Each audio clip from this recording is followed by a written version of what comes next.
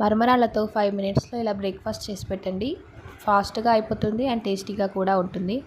ఇంకా స్టవ్ అయితే వెలిగించుకొని ప్యాన్ పెట్టుకొని ఆయిల్ అయితే వేసుకుంటున్నాను.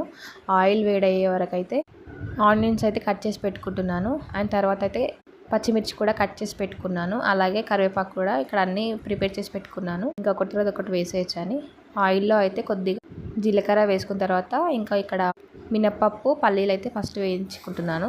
అవి వేగిన తర్వాత పచ్చిమిర్చి ఇంకా ఆనియన్స్ అయితే వేసుకుంటున్నాను. ఇవి కొంచెం మగ్గేంత వరకు అయితే ఇక్కడ మరమరాలను అయితే ముందే వాటర్లో తడిపేసి ఇలా స్ట్రైనర్లో అయితే వేసి పెట్టుకున్నాను, ఫాస్ట్గా అయిపోతుందని. ఇంకా ఇక్కడైతే కొంచెం కరివేపాకు కూడా యాడ్ చేసుకున్నాను. కొద్దిగా అల్లం వెల్లుల్లి పేస్ట్ అయితే వేసుకొని ఫ్రై చేసుకుంటున్నాను. ఇక్కడ ఫ్రై అవ్వగానే పసుపు అయితే యాడ్ చేశాను.